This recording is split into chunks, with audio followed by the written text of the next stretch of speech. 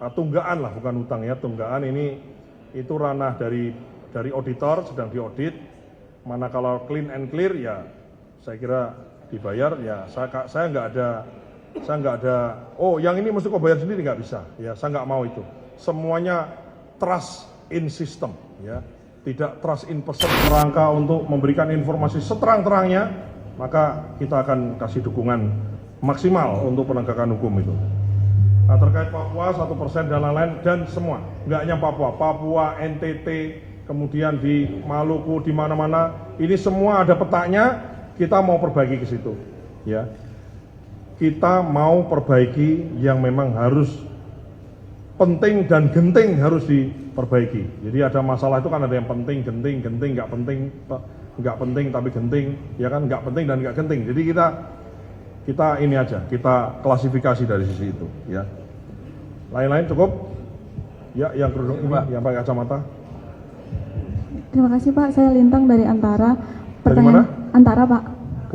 Antara. Ya. Pertanyaan pertama soal sistem gradasi SPPG yang dibagi menjadi 3 A, B, C itu apakah jadi dijalankan Pak sesuai SLHS dan penerimaan manfaatnya mungkin dan kualitasnya. Lalu yang kedua Pak soal kemarin sempat ramai di medsos juga yang digerobokan Pak salah satu sekolah yang rusak tapi tetap dapat MBG. Nah itu bagaimana Pak dari Badan Gizi Nasional menanggapinya? Ya, oke. Itu saja. Terima kasih Pak. Pertanyaan yang bagus. Yang ABC terus kita laksanakan karena memang kita ada grading ini kan bukan hanya grading, itu kan juga termasuk size. Ada yang dapurnya bisa masak lebih dari 3.000, ada juga yang nah itu kita sesuaikan. Jangan sampai ada laporan ke saya masuk juga itu dapurnya gede dikasih jumlah sedikit, dapurnya kecil dikasih jumlah yang banyak sehingga keteteran, ada yang matang jam 12 siang dan lain-lain. Itu intinya grading itu tujuannya untuk penyesuaian itu semua ya. Dari sisi kualitas, kuantitas, pelayanan, kemudian lokasi, kemudian dihadapkan pada sekolah-sekolah dan penerima manfaat. Jadi kita laksanakan itu dan kita teruskan ya. Terus terkait ya saya tahu kan seorang gerobokan ya, saya dihubungi banyak orang juga. Begini ya. Pemerintah ini tahun 2025 itu telah merenovasi 16.000 lebih sekolah. Dan tahun ini yang mau direnovasi itu lebih dari 70.000, bahkan Pak Mendikbudrismen pernah mengutarakan bisa jadi hampir 90.000 sekolah. Yang itu langsung dari pemerintah pusat. Anda bisa cek di konten saya di sosial media dan beberapa media yang lain sebelum saya jadi kepala BGN, saya selalu mengatakan kan ada semacam anggapan bahwa anggaran negara ini habis karena MBG. Pada kenyataannya ada MBG yang dulu pupuk tidak cukup, sekarang pupuknya cukup. Bahkan harganya didiskon 20%. Dulu tidak ada namanya revitalisasi irigasi, ini ada revitalisasi irigasi karena saya dari Kementerian Pertanian ya, irigasi di revitalisasi. Tahun lalu 12 triliun, tahun ini 14 triliun, tahun depan ada lagi terus-terusnya. Sehingga irigasi beres. Dulu nggak ada MBG, kan sekolah itu rusak bukan setelah ada MBG. Betul nggak? Kita objektif aja. Sekolah itu rusak, memang rusak sebelum ada program MBG. Ini sekarang oleh Presiden diperbaiki.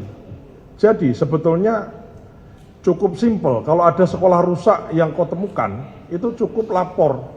Ada portalnya di Dikdasmen, pasti diperbaiki. Ini kan masalahnya kan nggak fair ya. Sudah perbaiki 16.000, sekarang sudah perbaiki 70.000. Begitu ada yang rusak, apalagi sebelahnya dapur MBG-nya mengkilat bersih, warnanya biru, bagus, terus dibanding-bandingkan. Ini sesuatu yang menurut saya adalah tidak fair ya, tidak fair. Tapi nggak apa-apa, ya itu bagian dari dinamika kita berdemokrasi, nggak ada masalah ya. Yang jelas pemerintah dalam hal ini BGN kita fokus pada tugas kita sebagai badan gizi, memastikan dapurnya bersih, higienis, aman, makanannya sesuai, bagus, bergizi, dan syukur-syukur harus enak, ya kemudian juga sesuai kandungan gizinya, dan disukai anak-anak habis makan, kemudian nanti impact dan juga outcome-nya anak-anak itu kemudian jadi bagus, terbebas dari stunting, kemudian pertumbuhan bayi dan lain-lain. Untuk terkait sekolah yang rusak di Gerobokan, saya kira Mbak bisa cek, sudah di follow up. bicara judicial reform. Jadi sebetulnya sebelum saya jadi kepala BGN saya sering berkampanye ini. Sekolah rusak ini udah tinggal lapor, itu ada portalnya, itu diberesi. Sehingga menurut saya ingin mengajak kita semua ya untuk tidak memperkeruh persoalan.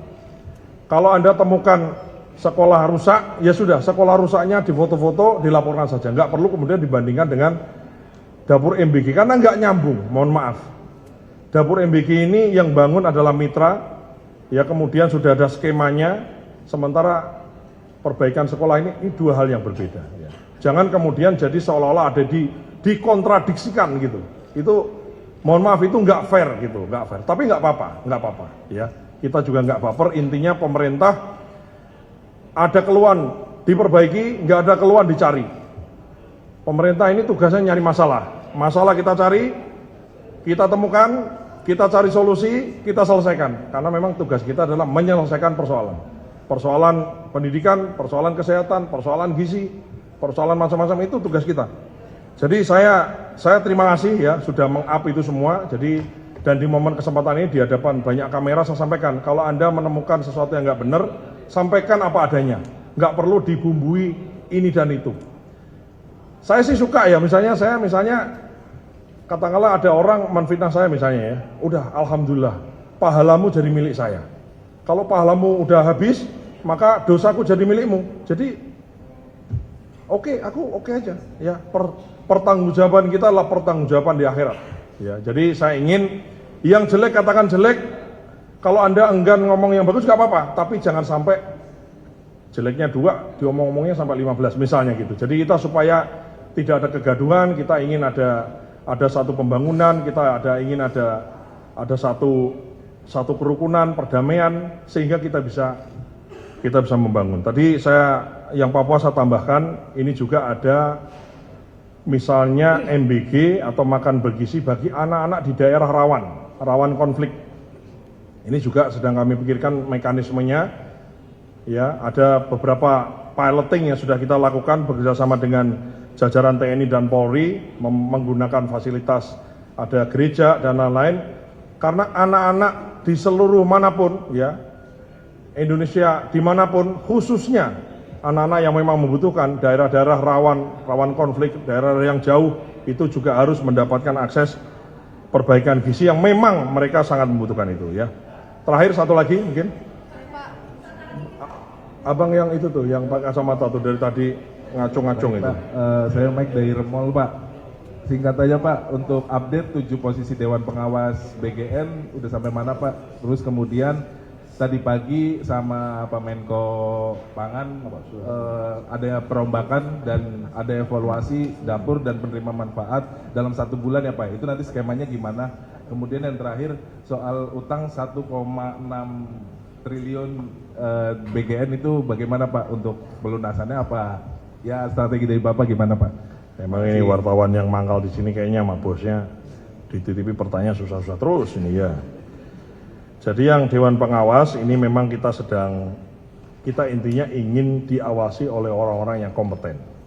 Ya salah satunya kami ingin mengusulkan nanti beberapa ahli gizi, ya kemudian ada dokter anak, ada dokter gizi, ada dokter kandungan. Ya memang perlu untuk kita, termasuk juga chef untuk bisa ngasih tips dan lain-lain. Jadi kami sangat membuka diri terhadap segala masukan dan khususnya kami pasti akan sangat bersyukur manakala kita dibantu oleh tenaga-tenaga profesional yang betul-betul ahli di bidang itu. Makanya tadi salah satu yang saya sampaikan kan kita ingin berdiskusi dengan para ahli gizi bersama dengan Kementerian Kesehatan untuk memformulasikan banyak hal. Dan kita akan mengundang yang lain-lain juga, mengundang asosiasi chef dan seterusnya. Kita ingin banyak mendengar itu. Mengenai hutang ini tunggaan lah, bukan hutang ya, tunggaan ini itu ranah dari auditor, sedang diaudit. Mana kalau clean and clear ya saya kira dibayar ya. Saya nggak ada oh yang ini mesti kau bayar sendiri, nggak bisa ya, saya nggak mau itu. Semuanya trust in system ya, tidak trust in person. Menurut arahan Pak Kepala tadi yang ini dulu Bu, nggak mau. Berdasarkan sistem kebetulan Bu Wakasaya Bu Arumsari adalah kiriman dari BPKP. Saya kira beliau yang in charge. Kita ingin yang sah, yang bagus, yang benar, sesuai dengan mekanisme yang mana itu yang kita selesaikan. Saya kira no issue Pak, nggak ada masalah. Satu lagi yang tenggat waktu itu masalahnya begini. Kenapa kok dikasih waktu? Ini kalau lama, kemungkinan besar selesai. Maksudnya dikasih waktu lama. Masalahnya kan tidak bisa lama-lama. Ya, anak-anak yang membutuhkan itu tidak bisa disuruh nunggu lama. Ibu-ibu hamil itu nggak bisa nunggu, Bu, hamilnya diperpanjang ya, jangan 9 bulan, kalau bisa nggak bisa. Butuhnya sekarang. Ya, jadi kami ini selalu mengatakan ibaratnya kompetitor utama kami ini adalah waktu. We are racing against time. Jadi kita sedang berlomba dengan waktu. Bagaimana semua persoalan bisa kita selesaikan segera, satu persatu beres, sehingga kita bisa jump in kepada materi-materi lain yang memang, ya kan, kita ini kan nggak cukup ngurusi begini-begini aja ya. Urusan kita besar, banyak, dan banyak sekali orang yang sangat berharap dengan kiprah dan kinerja kita. Saya kira itu, ya, terima kasih. Wassalamualaikum warahmatullahi wabarakatuh.